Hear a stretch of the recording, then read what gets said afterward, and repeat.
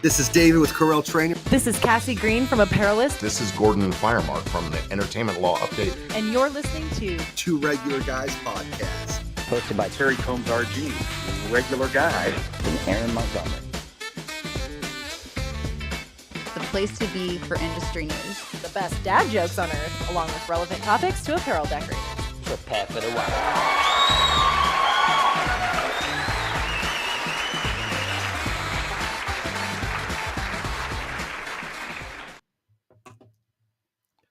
All right, welcome into the show. It is Friday, April 25th, 2025. I'm Terry Combs, and you can find me at terrycombs.com. And I'm Aaron Montgomery from our Success Group, and now also American Print and Supply. And today we're going to welcome in a good friend of mine, Jeff Bender, with Lion and Owl Apparel. And we're going to discuss designs you can feel.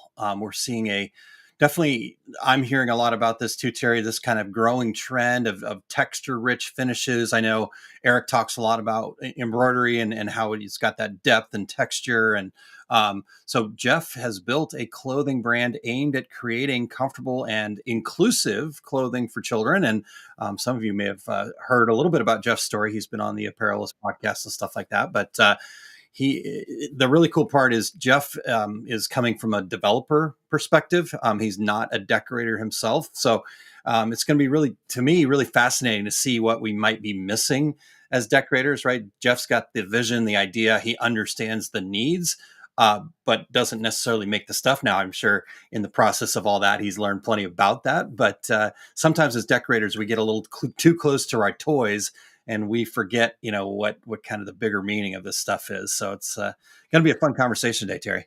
Yeah, absolutely. And good news for all my screen printing friends out there that know how to do specialty printing. So, and make sure you stay till the very end today. Aaron's going to be sharing a secret recipe about fixing your DTF color issues before your customers notice. So stay tuned till the very end and get ready to cook up some consistency in DTF prints. Yeah, I'm excited diving into this new thing. I'm learning a ton, and so as I learn, I'm planning on passing it on here to the two regular guys. Fun stuff happening.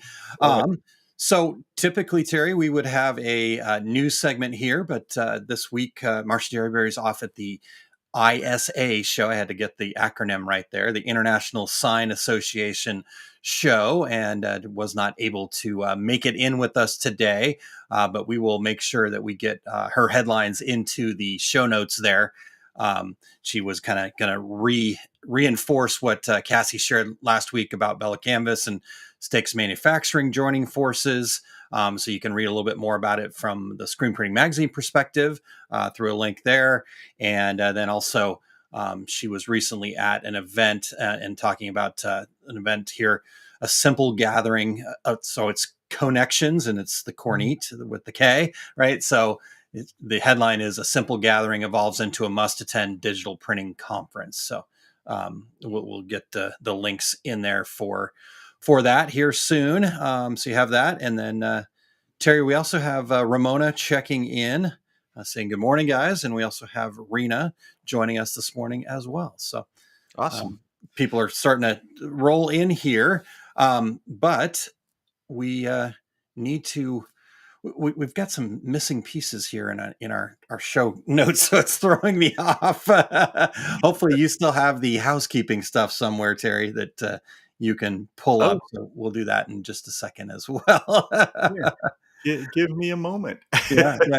So while you do that, though, you're involved in the dad joke too. So it's kind of a two-parter here. So we'll give you a moment for that. But so what's going on? Hello, Doug. Appreciate you tuning in. What's going on out there in the world for you guys? I'm getting pumped and prepped for an open house that we'll be hosting in American Print and Supply on May 2nd. So that's going well and heading in the right direction there. So how's that going, Terry? You in a ballpark there? Yeah. You just want to pull up an old one? Okay. Yeah, awesome. Exactly. All right. But how about that dad joke? That's right. Let's do that dad joke so I can stop floundering here.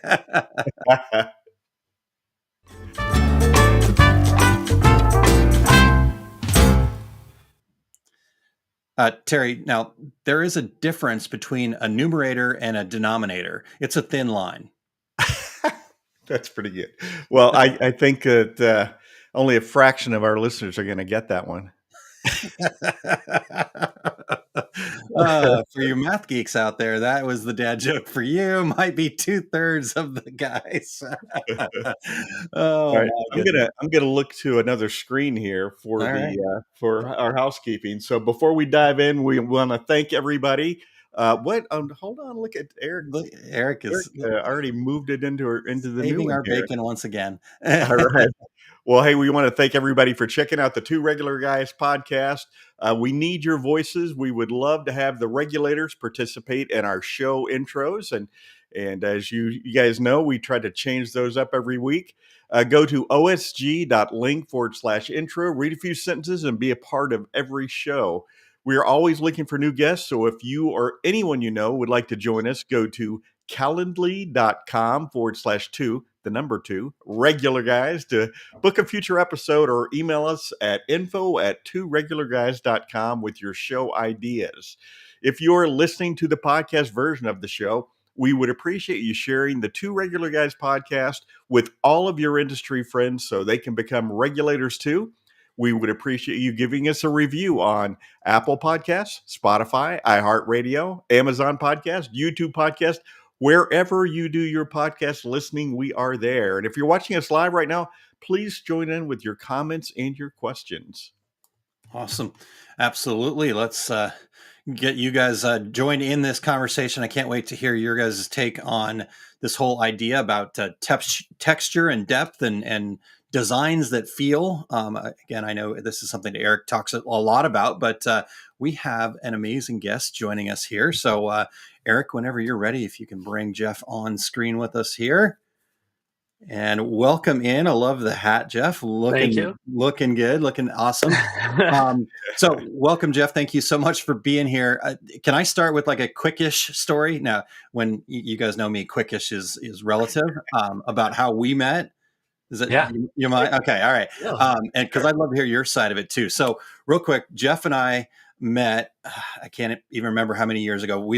My wife and I, every year we go to this amazing wine market, and then we go have this really nice dinner for our anniversary. And we've been doing that regularly for the last 9-10 years or so. And Jeff was part of starting that wine market, I believe. I don't know all the exact details, but so we only showed up there once a year, even though it's not that far. I don't know why we were terrible about going over there, but we showed up once a year, and Jeff and the other folks there remembered us and always welcomed us in. We just, it was such a cool experience. And so we got to know Jeff a little bit, but then Jeff went off on this other adventure, and we had not stayed in contact, and we just happened to run into each other. We were both at a local authors showcase at our local library here. And that's when I learned about what he's doing with Lion and Owl. And I was like, oh my gosh, blown away. Dude, this is my world. And yeah, so that was my side of the story. Jeff's been an integral part of my anniversary for years, but always made it special for us, and we appreciate that. But Jeff, what was your side of that story? Just two weird people showing up once a year. No, it's exactly what happened. And it's funny, but I tell the story all the time, really, because fate has a magical way of appearing every now and then, and Yeah. and of all places for us to have run into each other after really not seeing each other, I think it would have been 3 years. Yeah. And in the room that we're in at the library, of all of the spaces, it's a big room. There were probably 20 authors at least there, Yeah. at least 20 tables. We just happened to be right next to each other. So it was just, it was awesome. And we kind of kept giving each other this like weird look, like I know him, but I don't. Like what's the name? Like you guys look so. I was like, oh. And then finally, I got the nerve to like, wait a minute. And then I finally made my move, and I was right. Yeah, it was awesome. Oh man, it was so cool. All right, so that's our quick story. Jeff, what took you from wine market to launching Lion and Owl? And am I saying it right? And it's Lion plus Owl. Yeah. Okay. Yeah. Lion and Owl. Yep. Yeah. And I mean, that's obviously a big jump from being involved in starting a wine market to now you've got a clothing line here. So what was the impetus that made you make that jump? Um, so really, it was just this whole journey of mine. It started because I'm a dad. I wasn't looking to create a clothing brand. Yeah. I wasn't looking to get into this business. I knew nothing of it. Um, but essentially, I was just looking to help my own daughter. Mhm. Um, you know, I needed her to feel seen and safe and comfortable. Yep. And I remember one day at the wine shop, and full disclosure, my daughter, I have a transgender daughter, and one day at the wine shop, she was wearing leggings, and if anyone who has kids wears leggings, they know they're pretty tight. They don't really hide anything, Mhm. and so I knew right away. For some reason, it just was like, oh, why? I wonder what I can do to make it better, Yeah. to solve this problem that my little kid has, right? And Yep. so that got me started. Like I quickly realized that traditional mass produced clothing was not made for kids like mine. Yeah. And that got me started into like looking at like, okay, wait a minute. Mass produced cheap clothing is not made for trans kids. They're not made for neurodivergent kids. They're not made for kids that have sensory issues. It's just assembly line crap. Yep. Yep. No, it's not doing anything, right? It's just so that kind of got me thinking about, oh, well, let me just do a quick Google search and see if we can find some leggings. And what I found right away was that there just weren't any. There just wasn't a brand out there that was producing clothes for all kids. And I'll talk about all kids in a little bit, but I'm saying making clothes for all kids to feel comfortable and feel good, inclusive apparel. There are brands out there that specialize in a certain type of apparel, but there wasn't really anything that I saw in a kids that made it possible for all kids to be brave. And the All Kids Plus, like, we actually created a new category, a new segment in kids apparel called All Kids Plus. And through all this process, we figured out like, man, there isn't any standard sizing, feel, touch kind of quality measure going on within kids apparel. And so we wanted to change that. We wanted to make it so that wherever you see All Kids Plus, you know that you're getting a quality brand that was thought out and that was designed for purpose, not just for profit. Yeah. Yeah. Awesome. Love it. Well, so Jeff, you didn't know anything about our end of the business. So, what were some of the early pain points you noticed in? And well, you mentioned in traditional kids clothing, but what were some of the pain points that you needed to solve? So I was lucky because I had someone that I lived with that I could, bounce these ideas off Yeah. of. And, Yeah. my daughter, and I have two daughters, both of my daughters were models the whole way through. So like these clothes were fitted and molded and made for these kids that we had in mind. And Yeah. so right away we figured out, okay, well, what are the main points, asking parents, what are the main points that your kids complain about their clothes? Yeah. And it was really, really easy to find because it's so many parents and kids have the same issues, Yeah. and they're the same issues that come up all the time. Tags that are itchy, necklines that are itchy, seams that itch, waistbands that dig or are too tight, leave a mark. We had kids always telling their parents that the seams inside their shirt would irritate. Mm. So like it would rub up against the inside of their arms. And then privacy. A big thing was privacy. And when I say privacy, I mean giving kids a little extra protection um, in the clothes that they wear, especially for our age group. We make clothes predominantly for like 5 to 11-year-olds, Okay. and like when you're a girl or a boy at 10 and 11, you want a little bit more privacy, Yeah. and the current apparel market does not offer that at all. And so we knew right away, okay, these are the pain points, these are the things that we have to fix.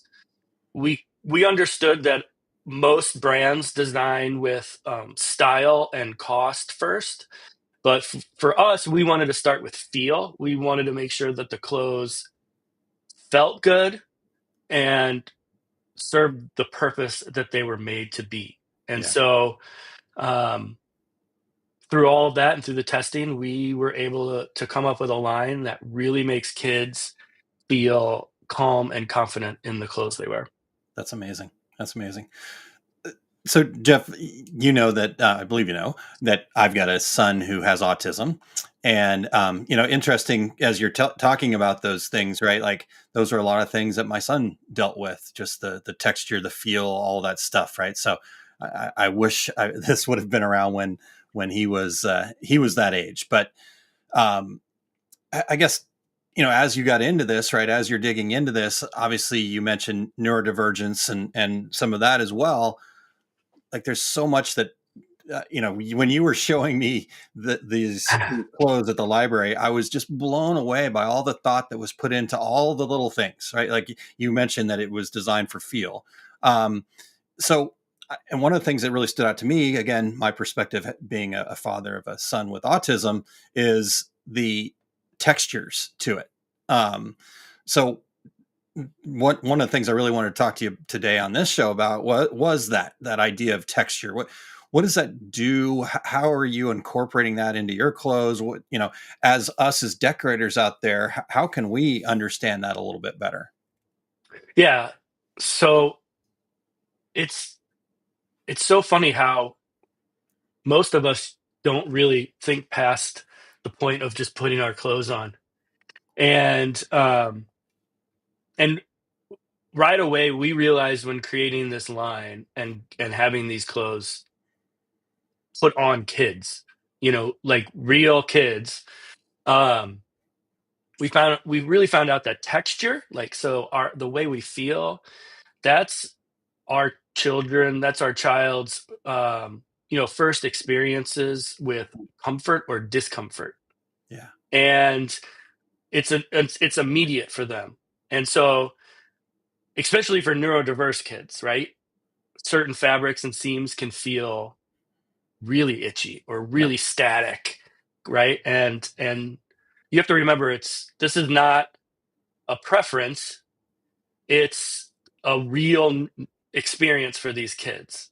And when we put them in clothes that feel uncomfortable, we are not preparing them for the day. We are not preparing them for success. And so we have to remember, especially in this industry, and we see a push, but we have to remember, like, sensory friendly design. This is not a trend. Like, this isn't something that is popular now. This is something that's super important that we pay very close attention to, because it's a necessity for so many families. Mine, yours, and Mhm. there isn't a week that goes by that I don't learn another family story about how their kid is finally wearing clothes that they don't want to take off. Yeah. Yeah. I mean, that's it right there, Jeff. I tell you what, being in the space that I'm in, one of the things I would try to, my son has done some designing and built some characters and has his own little world that he's created. And so I wanted to make him some shirts for that. And I can't tell you how many shirts I had to send him before he actually had one that he would wear. Right. And so I went through all of the different, I had all the samples and the things from the sources and stuff like that. And, so I've probably sent him, I don't know, 20, 30 shirts, and he wears one of them and Yeah. over and over and over again. It's like, Keegan, dude, I love that red shirt on you, but what about the other ones? He's like, no, I'm good. I'm like, all right, I get it. So, now I'm like, well, what brand was that? But I think that's so true, right? That thought process. Let's think about that from a decoration standpoint. How can that enhance our customers' lives? Just that feel of it. Wow, really, really cool. Yeah. Yeah, yeah. Terry, what other questions you got for Jeff here? Oh, Terry, for some reason you're on mute. Terry's mute. Yeah. Oh man, that was my chance. You should have talked over me in Espanol. We've tried. All right, go ahead, Terry. Sorry, the dogs decide whenever the show is on that it's time to either play with a toy or bark at somebody outside. What about balancing aesthetics with functionality when it comes to these textures? How do you approach that? Yeah. So, there's obviously a balance needed between functionality, cost, texture, accessibility. All of those things go into it. Yeah.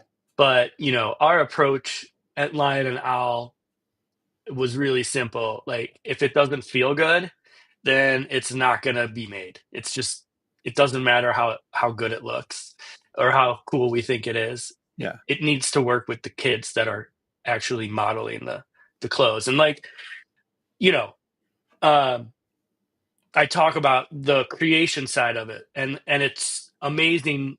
Most people would have no idea what goes into creating a line of clothing, not just a t-shirt or a hoodie, but like a full line, a full collection. Yeah. And how many tests you run through. I mean, it was unbelievable how many versions of a t-shirt we made. and so every time we'd have kids come in, we had a group of kids in our age group, all, we had all kinds. We had neurodivergent, we had LGBTQ kids, we had cisgendered. We ran the gauntlet, right, of these of the models, and we would just sample all, like, constantly. And what often we thought as parents or as adults would be really cool, that would really work well, kids hated.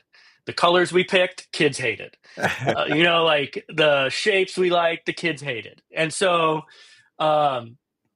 it made it even more important then to make sure that whatever we made, whatever we created felt good and that kids wanted to wear it. Because the last thing we want is for, and those of us who have kids, it happens all the time. We buy something and the kids wear it once and then never again. But the things that my kids love, you can't take it off them.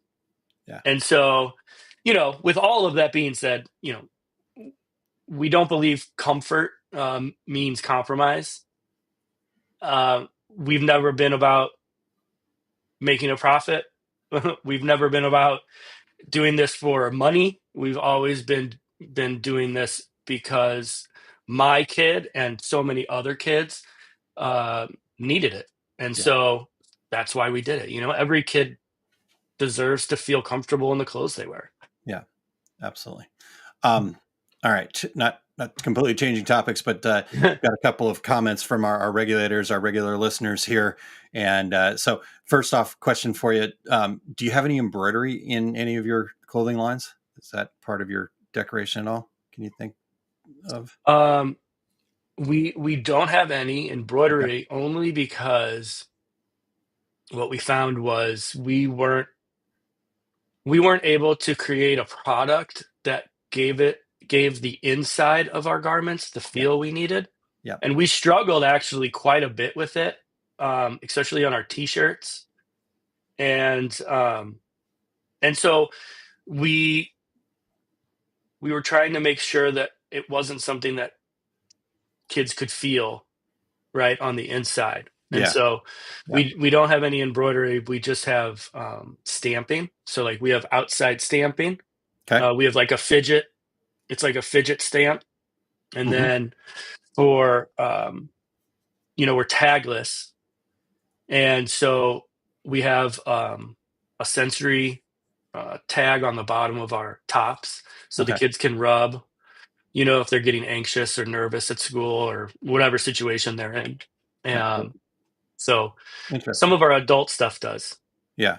Yeah. but the adult stuff is like the hat I'm wearing, Yeah. Yeah. is Just embroidered. more merch for the line. Yeah. Yeah. Yeah, Well, yeah. what about, have you looked into like screen printing with specialty inks like puffs, and there's granite feel, there's all different types of gels that are that's basically a clear raised image, or is it all about the texture of the garment? No, we looked at. So again, I didn't know any of this going in. I mean, I you do have a to understand. seminar on specialty I ink. spent 20. Let's see, how old am I? 40. I spent 30 years. I mean, my first job was washing dishes in a restaurant, and I spent the next 30 years in hospitality. So Yeah. like I was either in a restaurant or in a wine store. So I mean, I had no idea about how clothes were made at Yeah. all. Yeah. That's amazing. And so going into it, I would ask I would ask the dumb questions. And then, you find out sitting there, you're like, well, there are three 347 different ways we can make this shirt.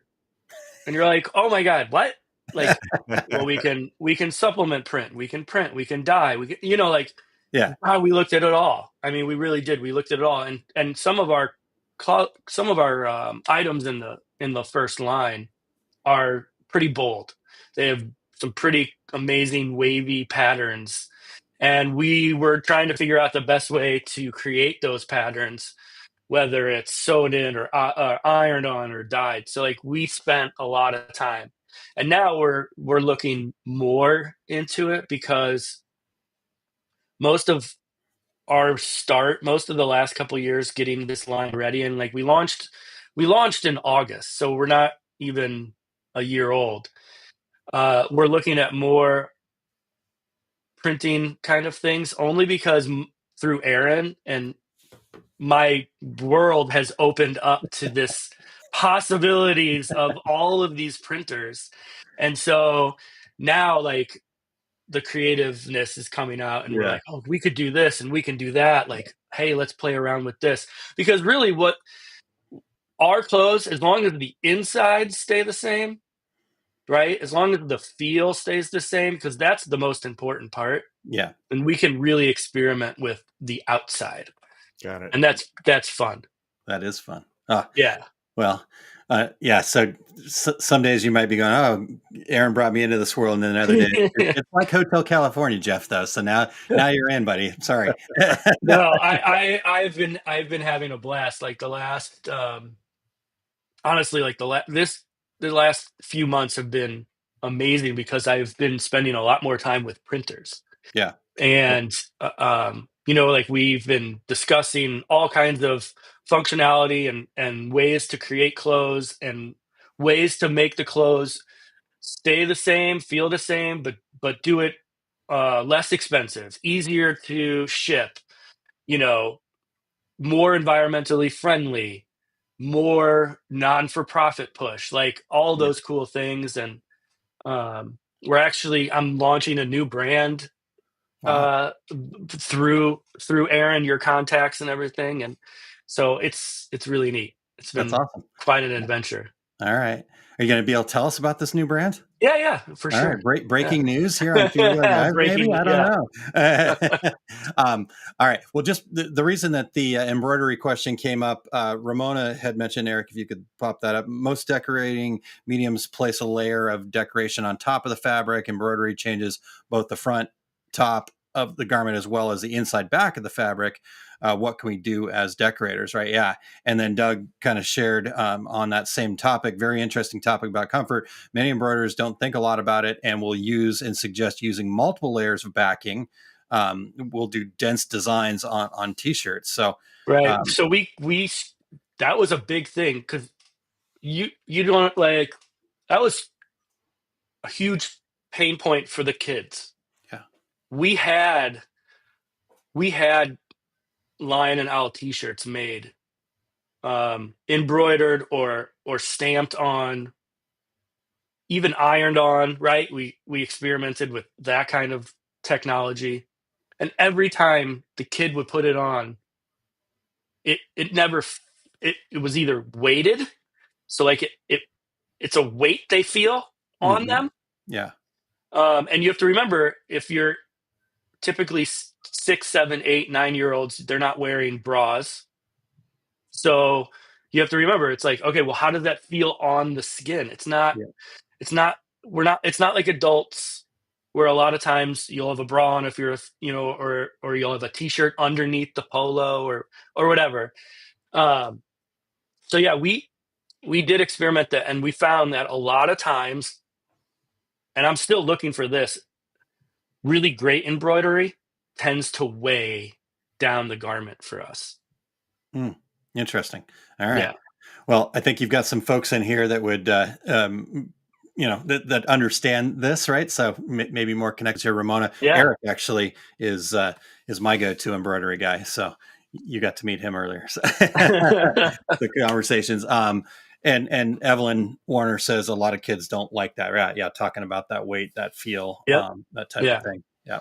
And so Ramona, another comment here. So for us, aftermarket decorators, embroidery specific, and exterior patch application might be a strong consideration.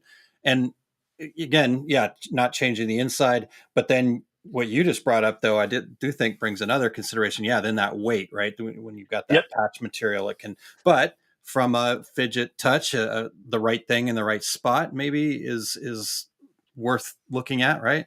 Yeah, I mean, our rubber stamping, let's see if I actually have I don't even know if this will show up, but Yeah. so like we're using these rubber stamps on it.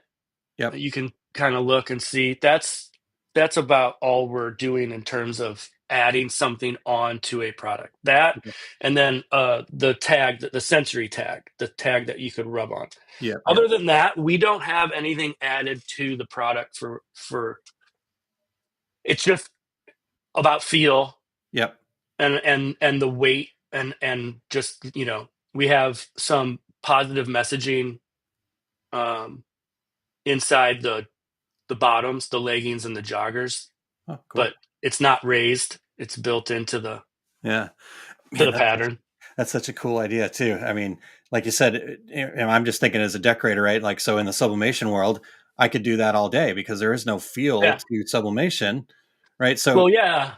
Well, add that that. was important for us. So Yeah. like in the inside waistband, in big letters, it says "Be brave," because the idea there is like, we're giving, and it was made for my own daughter, Sure. but it was, hey, I am giving you leggings that you can wear and be brave in. And so the last thing we want our kids to see when they're putting on their superhero outfit for the day is, hey, be brave. We did the work for you. We made these clothes for you. We made them so that you're confident and comfortable and brave in. And so like, that's where any kind of design feature on the inside, we have that. Yeah. Yeah. I love it. Wow. Very cool. Yeah, we got a bunch of, let's hold on to the stuff in the chat here, Terry. We need to take a quick break because we do have a wonderful sponsor of our program here, and we don't always do a lot of sponsors. So when we do, we kind of make sure that it's people that are kind of in our same vein. And Promo Hunt is been supporting us. Now they typically have a little bit of an ad that we play here, but they're making some adjustments to that. So Terry, have you had a chance to dive into Promo Hunt at all yet? I've just kind of peeked at it. I think it's a great idea. And by the way, that's promohunt.com. And yeah, it's an awesome idea. Basically, we'll compare prices and availability and colors and things like that. And it's absolutely free to use. So it's a no-brainer. And by the way, let's remember to tell you that if you go to promohunt.com/apparel and sign up, make sure that you mention you heard about it at Two Regular Guys. Aaron, have you dug around in there? I have. I was actually just used it last week. I have a friend that runs a local sand volleyball club, and he was needing some stuff. And with the challenges that even today, there's still challenges with inventory and kind of, I don't know, in a way, like some of the distributors, I think they really need to work on their inventory management because they're passing their problems on to. So I had a small order that I needed, and I was going to end up spending more on shipping because I was paying for every warehouse, right? And so I actually used Promo Hunt to find some alternative options, and like I reduced my shipping just by kind of pulling that up and using that tool. It made it so much easier than having to manually go back and forth to all these different places. So it also gives you some comparable items. So maybe that particular item is out of stock, but here's something close, all sorts of stuff. And it's not just apparel. You can plug in your obviously your promo accounts and things like that. So I was on JDS and it was working there, things like that for us sublimators. So definitely worth checking out. Yeah, Aaron, when I was an active decorator, I always ended up having somebody that would order product, and it turned into a full-time job just hunting. Yeah, And yeah, so exactly. Promo Hunt is going to do that for you.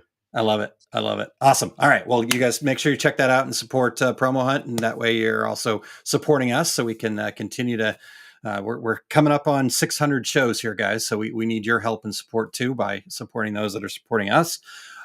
Speaking of supporting us though, Jeff, your time here has been great. We are super excited about all of this stuff that you got going on. Real quick, I know Eric's put it out there and we're going to come back to it again. We got more questions for you, but I wanted to where can people go find you real quick? So I want people to have this up while we're talking about it so they can see it. Yeah.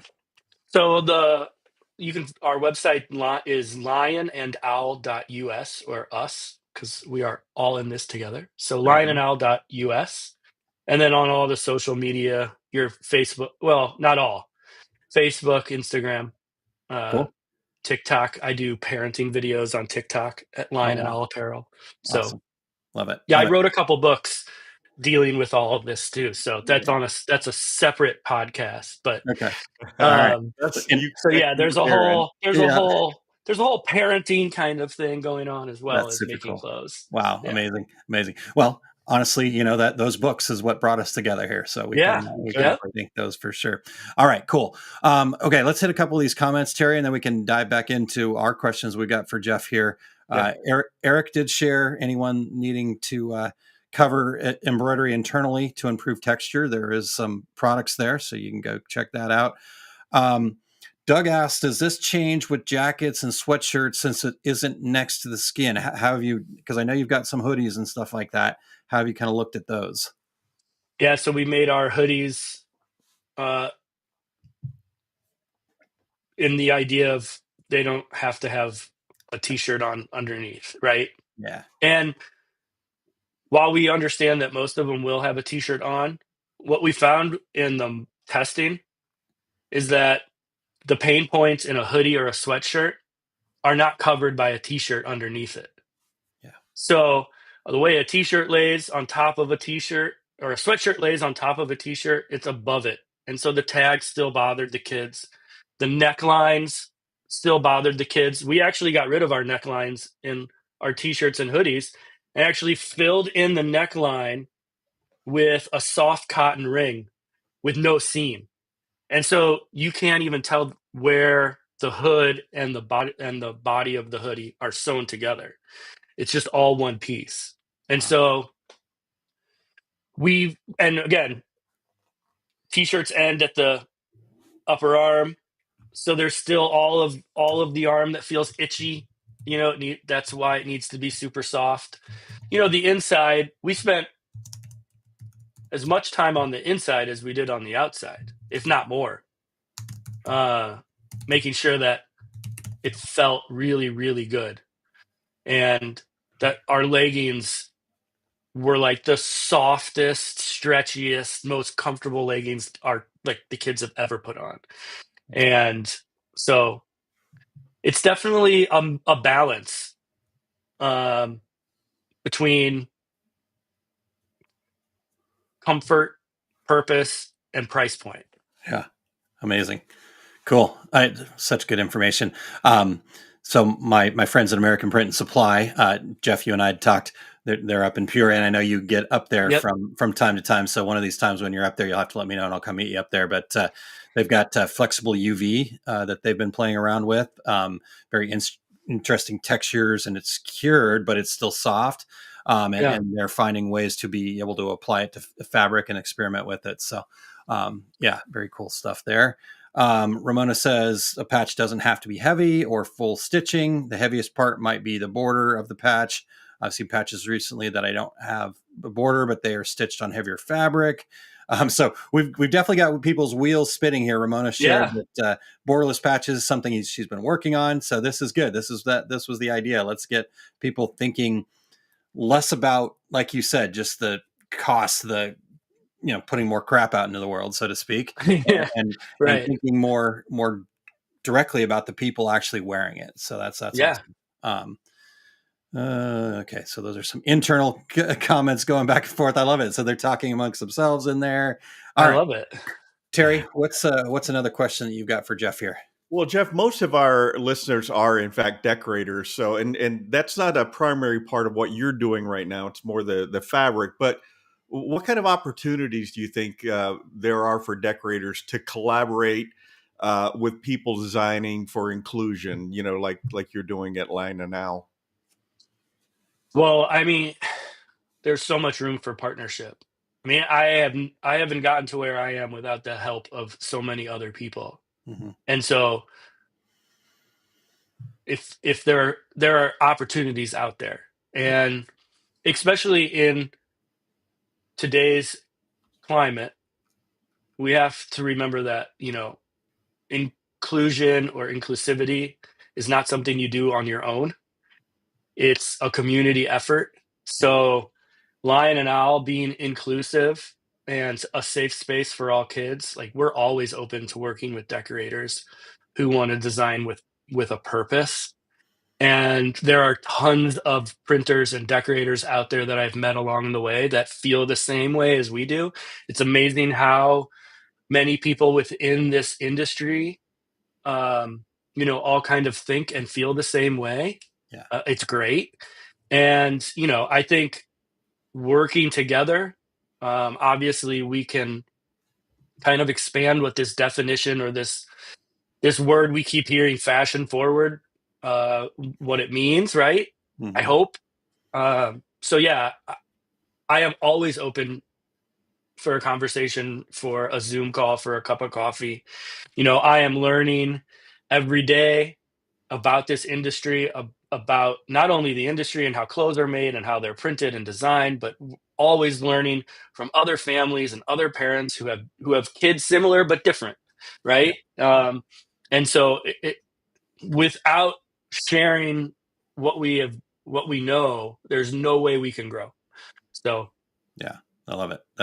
That's such a Terry actually kind of reminds me of kind of back in the old days. Like it always seemed like somebody was walking in with the next great idea, right? And you're kind of like, But I think as decorators, we need to be open to that because again, everybody's got a story and everything's a little bit different. So if we can work together more, I think we can come up with these solutions. And so I don't know. My thought as you asked that question, Terry, was we probably need to stop turning those people away. To be honest with you, you could find a Jeff in there that is actually going to make something happen. So Yeah, exactly. All right. Well, so Jeff, as I mentioned before, you've had an opportunity to also talk with like the Apparelist and Cassie and stuff like that. And I heard listening to that podcast, you were kind of talking about this idea of true gender neutral sizing. yeah. This has been an interesting concept that's come up, not necessarily for gender neutral, but I've always said, I don't want a small, medium, or large. I want an Aaron size, right? Like, Right. So how does that how do you feel that idea ties into your mission of comfort and inclusivity? Well, like right away we got like this, that was something without me knowing any prior knowledge. I always, from the get-go, was always about gender neutral. And I didn't understand how difficult that could be in the apparel industry. Um, I understood that women's sizes are always different. A 7 here is is a 4 here, is a 12 there. Yeah. Um, you know, men male clothes typically tend to kind of stay the same. I mean, the fit is different in places, but I knew dealing with 5 to 11-year-olds, 5 to 12-year-olds, like those bodies are pretty much the same. Yeah. Right. And all we're like worried about is height at this point, right? And so I knew, I was like, I want it to be gender neutral. I just want families to be able to go to our site and buy a hoodie, not go to the boys section or the girls section. Their kid wants a hoodie, go to the hoodies. Their kid wants joggers, go to joggers. And so, right away, I found that most gender neutral options it's just watered down boys clothes, and that's not true inclusivity. So I worked with a local manufacturer here in St. Louis called Stars Design Group, and they're down in the city in St. Louis, and they're global. And like I was just lucky that they heard about my story, and they're like, we want to help. And so the cool thing is that we had a database of thousands of measurements of kids between the ages of 5 and 12.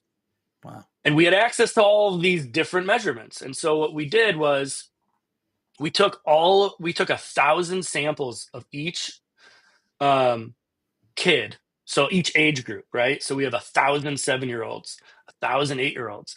We averaged those out to create a true gender neutral size for kids. Wow. And so is it perfect? No, but it's really close. It's really close to getting to the point where if your kid is 8, it's easy to find a size and know that that's going to fit. I just felt like it was important to be gender neutral, not only in our site, but I feel like moving forward, I would love to see more gender neutrality in our big stores. Yeah. Because my cisgender daughter stops in the boys section, and my transgender daughter obviously shops in the girls section. And it's like this, why are there boy toys, girl toys? And like that was, like that's the basis. I mean, the book I wrote is called Apparel Has No Gender. I mean, right? Yeah. Why apparel inherently has no gender. It's just clothes. So it makes sense to be a kids brand that just sells clothes. Yeah. Love it. Love it. Well, so Jeff, you've probably gotten a lot of feedback from families and from kids. Any great stories about when people are responding to you about the Lion and Owl line? Yeah, so it's the feedback's amazing because you get you get that, like, okay, I'm doing the right thing. And so like we've had instances where we've had parents reach out to us, my kid has never worn a hoodie, and now we have to sneak into their book bag to wash it, right? Because Right. as soon as they get home, they don't want us to take it, so they hide it in their backpacks. We had a mom with an autistic daughter who never would wear leggings. There's something about the material and the fabric, and she's like, it's like that's the line and all leggings are all she will wear now every single day. And more importantly, it's not really about the clothes. It's just about the parents who reach out to me and thank me for making sure that their child is seen and that someone is paying attention to their kid. And that goes much further than someone saying that they like my t-shirt. Yeah. Yeah. That's awesome. Wow. Right. Jeff, what a great story. Doug Sobel said earlier, just a thought, right? If you ever thought about these clothes that you designed, selling them blank to decorators to, yeah. So anyhow, just something to think about. Put in the old thinking. No, I mean, that would actually be something um, I'd be interested in doing for sure. Yeah, Cool, that would be cool. awesome. Yep. Yeah, because we don't have, besides the t-shirts, we don't have any product placement. We have no logos or anything on any of our stuff. Yeah. So there's plenty of room to decorate a Yeah. hoodie, Yeah. or a pair of joggers or leggings, something like that. You Cool. may need to speak with our sponsor, promohunt.com. Yeah. Yeah. Get you on there. Love it. So yeah, and then Ramona said the sizing would be great if it went national, right? Like that. Yeah. Yeah. Well, and that was like, again, going back to the All Kids Plus. Yeah. The idea behind this category of All Kids Plus is that the idea there is we're looking way past, like way into the future. The idea there was, wouldn't it be great if you're a parent and you don't have your position, your discretionary income is allowing you to go to a Walmart or a Target and buying, $4, $6 leggings and things like that. That's Sure. what we do, right? Like we can't go and spend hundreds and thousands of dollars on our kids' clothes. But the idea there was like, wouldn't it be great if you could just go to a Target and in between their two sections, there could just be an All Kids Plus section. And as a parent, oh, shoot, here's All Kids Plus. It's genderless, and I know my kid is going to wear a medium because a medium in anything that has an All Kids Plus brand on it is an industry standard gender neutral size. And so that's like a dream, right? That's like, Yeah. if we could get to this point where we have this symbol where, hey, if you're making clothes for kids, then pledge that you're an All Kids Plus brand and that you stick by these standards and sizing. It would be great. Yeah. Perfect. Wow. And then we wouldn't be returning stuff, which then helps the environment, reduces costs going back and forth for retailers, because obviously retailers get killed on returns. If we just knew a medium was going to fit, it would reduce all of those things. So yeah. Amazing. And a huge percentage of landfill that we've learned from Cassie Green is apparel. So, oh yeah, Yeah. that's the bad side that most people don't know about, Yep. and that really is a result of mass-produced cheap crap. Yep. Exactly.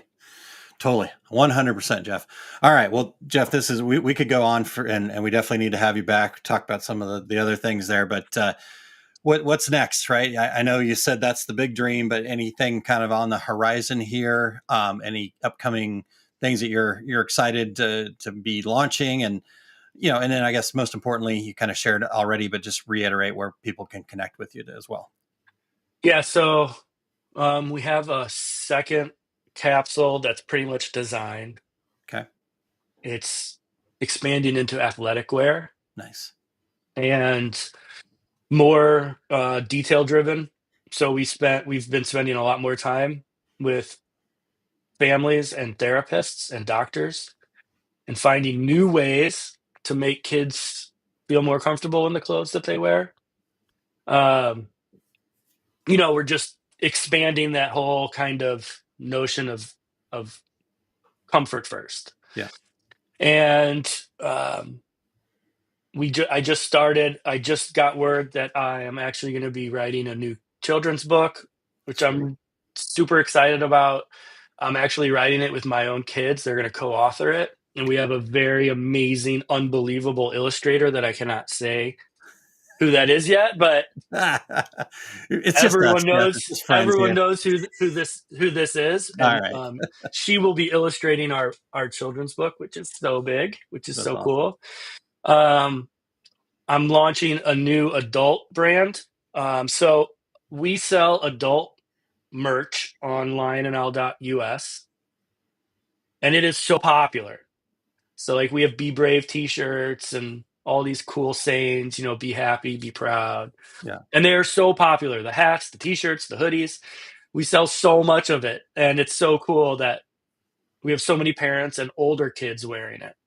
And so I had this idea to do a company called Be Brave Apparel, but I never had access to someone who could help me make it. And through you, Aaron, and through Cassie, I have been able to talk to enough print on demand and printers and designers that we are going to move forward with Be Brave Apparel. Sweet. And we're working on getting all the designs ready. I'm still, if someone's out there that knows a print on demand company, send them my way. I'd love to talk to them. That's kind of where we're at now. Yeah. And then obviously, people can support us by following us on social media and sharing, shopping. I mean, right now we really need some extra. We need investors. We need investments. We're at the point now where all of our pre-seed money came from family and friends and grassroots, and really to push this brand to the next level, we just are going to need, like what every brand needs is money. Yeah. And so we're looking at ways that we can bring in some outside, private family kind of investments. So Sure. if anyone out there knows that, or if there's another company out there that likes what we're doing that would like to partner, Cool. I'm totally game for that. So Love it. All Awesome. right. Well, hopefully we've made some connections for Yeah. you here, and this has been a great conversation. It's got a lot of our listeners thinking a lot, and like I said, I definitely want to get you up there to I know in Peoria, because Yeah, for sure. another part of what they do. This shirt right here is print on demand. So Yeah, next time we go up there, I will reach out to you, make sure Okay. that Cool. All right. Just Jeff and I talking as friends here. Yeah. So don't worry about it. Awesome. Hey, Jeff, thank you so much for your time today. This has been great, and Thanks, appreciate Jeff. you being here. Thank you, Aaron. Thank you, Terry. I really appreciate the opportunity. Awesome.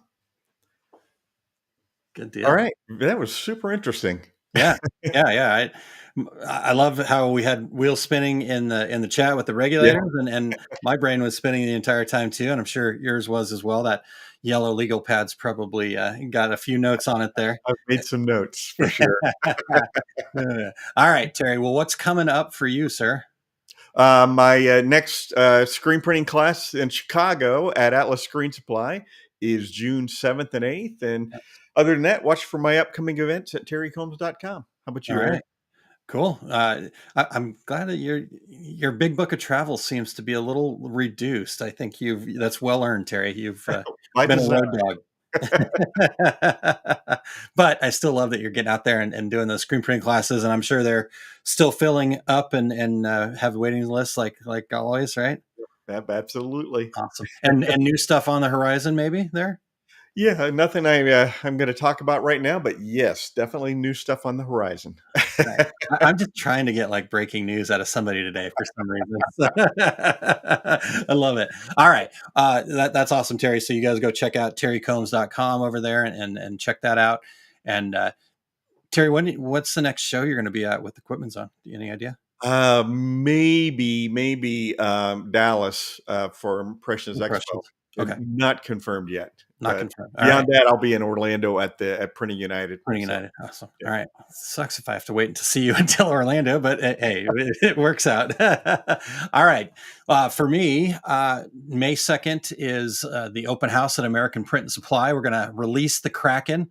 It's a brand new DTF equipment that can't give you a lot of details about. I think that's why I was trying to get it out of everybody else, so that I wasn't pushed. But it's really, really amazing. I've seen the stuff happening up there, and I'm actually heading up early next week to go get a little more time with it. And so that's happening May 2nd. We are almost to a point of having a waiting list there, so make sure you reach out to me if you want to come join us in Peoria, Illinois on May 2nd. And then through my partnership with American Print and Supply, they also have a transfer company called Transfer Depot. And I have managed to work out a discount for all of the people that follow us and the community there. So if you go to Transfer Depot, you can get a 10% off discount by using that code there, AMONTGO 2025. So not the easiest code, but we'll figure it out. And I just think they've got some really cool stuff there. Not only do they have your typical DTF transfers available, but if you do have some things that you want to try, some extended color gamut, they do have an 8-color transfer with more coming soon. They also do the UV DTF. And then just like yesterday or the day before, launch stickers over there. So lots of opportunity if you're not quite ready for a piece of equipment yet and just want some transfers. Check that out. And any of you that are big transfer users and would like to reach out to me directly, I might be able to do even more than 10% for you. So just a little birdie told me on that. And then just as far as upcoming here, then Graphics Pro Expo, I will be teaching there a session called Marketing Better in 2025. That's happening on June 13th. And we're going to just try to pack as many practical tips in there for ways that we can find more clarity in our messaging, kind of stand out in a noisy world, easier to tell your story, and try to connect more authentically with your ideal customers. I think, sorry, I saw the message there in the chat. So anyhow, definitely want to go get signed up for Graphics Pro Expo. I think it's going to be a good one there in Indy. And you can get 50% off of their registration fee by using APAS25IN. So Eric's got that on screen for us. So that's what's happening for me. Terry, would you mind sharing what Eric's got coming up? Absolutely. Join Eric this afternoon for the Take Up episode 222. I think there was a 70s TV show called Room 222. Anyway, it's low stitch count embroidery revisited in this episode. Eric will be reviewing the ways in which we can create visual impact without loading up on excessive stitch count. We'll discuss options and methods while reviewing some designs from Eric's commercial catalog, wherein he had to keep down the counts. Join at 2:30 Mountain Daylight Time, or standard time, 4:30 Eastern Time, to share your techniques, share these techniques live. Check out ericcampbell.com and click the Take Up at the top to find the show and see more episodes. I'm sorry, I'm just laughing away because there's the comments. Evelyn says, "You're telling your age, sir." And Doug Quinn says, "Only you and I would remember room 222. It was about a classroom in a high school. I do remember. I think it might have started in the late 60s. Okay, all right. To show my age even further, Evelyn. There you go. I love it. Well, it's so funny that that's Eric's topic today too, though, because it kind of came up today, right? That I was just thinking there is that feeling out there that really good embroidery needs to be heavy and a lot, right? And so there we go. Go check out the Take Up today and learn all about that. Amy Krolowitz, Karen Valentine. That's exactly right. There you go. Oh man, like a lot of people remember that show, Terry. The Mod Squad. Yes, Ramona. So good. So good. All right. Well, let's wrap this up with a little secret sauce here to how to fix color problems in DTF. And I'm ready whenever you are, Terry.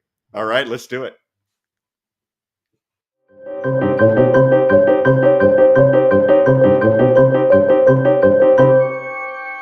All right. Well, welcome into today's secret sauce, a recipe on how to serve up the perfect color every time. You're going to plate up some gorgeous transfers. And you're doing that and you go, man, the reds just look a little bit like rust and the blues look not so much, right? Well, your color recipe might be off. So that's today's secret sauce. I'm going to give you some ingredients here for ways that you can fix your color problems before your customers might notice. So the first ingredients is a fresh printer calibration. Every good recipe starts with measuring things just right. In DTF printing, that means calibrating your printers regularly. It's kind of like setting that oven temperature and making sure it's right. If it's off, the whole batch is going to be ruined. So we would recommend making a weekly test print a habit. And in fact, learning from the techs over at American Print Supply, they said the 5-star chefs among us will confirm their calibration daily with a morning calibration test. Just a pretty simple image that's got fine lines and shapes that will show any problems with calibration instead of going through each chart over and over again. So that's ingredient number one. Ingredient number two is to make sure you've got a custom ICC profile. Think of this as your personal family secret seasoning. Sure, you could use some basic salt and pepper, or in this case, a generic ICC profile. But if you want color your customers will love, we recommend building or buying a custom ICC profile that matches your printer, your film, your ink, and in certain cases, even the substrates these things are going to be going on. So the 5-star Michelin recommended chefs, we'll go with that. In fact, this actually came from a recent 2-time DTFprinting.com award winner, Spencer Chernoff, who actually will be joining us on the Two Regular Guys podcast soon. He said, learning to calibrate the colors in-house or hire color experts to create a profile on site will make a huge difference. And that's how he's managed to win those awards, by understanding color. The third ingredient here is your white ink base layer. So if you think of your white underbase like the frosting under your decorations, right? If your RIP or printing program is not controlling the white and it's too thin, or maybe it becomes uneven, your colors are not going to pop. So on the flip side of that, too much white ink and the colors get muddy and the prints feel heavy. So your white underbase layer is crucial, just like it is in screen printing. So if you're a screen printer, you'll understand this. So a bonus tip here, nozzle clogs can mess up your underbase. So make sure that you are regularly doing nozzle checks to keep your nozzles clean. The fourth ingredient is your kitchen conditions. DTF printing typically needs an environment with a consistent range. And I got this right from the experts at American Print and Supply. They suggested 65 to 75 degrees and 55 to 70% humidity. So this came from Jay Wilson, one of our master trainers at American Print and Supply. And he definitely understands how important climate plays a role in our printing. So he noted that when seasons change, printer settings will change. So no matter what the ambient conditions are around your printer, when there are temperature shifts, you should make sure to watch your colors and stay on top of your calibrations. And then last but not least, I just want to give you a little secret garnish. This maybe isn't a recipe that you need, but boy, if you really want to bang out some amazing colors, look at the expanded color garment, right? The traditional CMYK systems definitely give you a very nice range of color. But when you start adding in reds, greens, blues, oranges, super blues into the mix, you're going to unlock so much more vibrant shades. Really perfect for hitting those brand color requests and just getting more vibrant colors in general. It's like those yellows, those greens, those oranges almost have a neon look to them when you're using expanded color gamut machines. So if you're ready for flavor fireworks, look for a system when you can expand your color gamut into RGBO plus more. No one wants dull off-color prints, not you, not your customers. So that's your secret sauce for today. Keep your color game strong and deliver color that always leaves your customers hungry for more.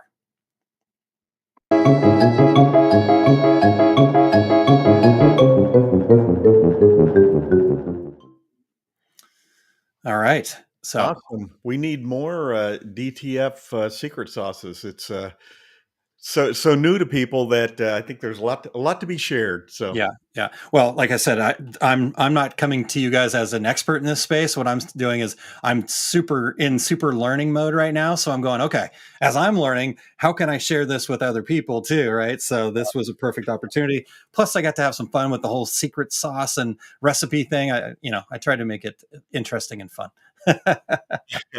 Perfect. All right. Well, Terry, this has been great. Everybody, Eric had to actually go search that it was 1969 for the room 222 thing. So Mr. Dixon's history class. Yep. That was even before my time, Terry. So there's been a lot of history since Mr. Dixon taught history. I love it. All right, Terry. Well, I think we've come to the close of another show here today. We want to thank Jeff for his time and and make sure that you get out there and share his clothing brand with your network. Reach out to him. Just go buy some merch and products. Best way to support any small business is to go buy from them. So let's get Jeff supported here. And again, appreciate his time today with us. All right. And we want to thank our show producer, as always, Eric Campbell, for pushing the buttons and turning the wheels and doing live research while we're on the air. Yes, he does so much in the background, and we appreciate it. We were lucky enough to have Eric on the front of the screen for a couple of weeks, so he's probably bored back there now. He was having to do it all. No, he's not. Okay. All right, good.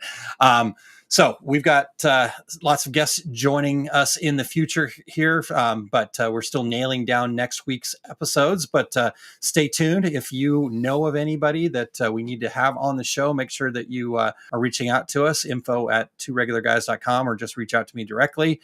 But we do have plenty of guests coming up. We're just trying to get them all in line here. So good stuff coming next week. All right. Until then, I'm Terry Combs. He's Aaron Montgomery. And that was the Two Regular Guys. Here we go. We're out. Awesome. Thank you for tuning in to this week's episode of Two Regular Guys. We're here because of listeners like you, and we're so grateful to have you on this journey with us. For more valuable insight, be sure to visit our website, 2regularguys.com, and join the conversation on our Facebook page. And hey, if you or someone you know has expertise, a unique perspective, or a story worth sharing, we'd love to have them as a guest on the show. Just reach out. Remember, success in this industry isn't just about the equipment you own or the techniques you've mastered. It's about the mindset you bring and the connections you build. Keep learning, stay curious, and don't be afraid to think differently. Keep pressing on, and we'll catch you on the next episode of the Two Regular Guys.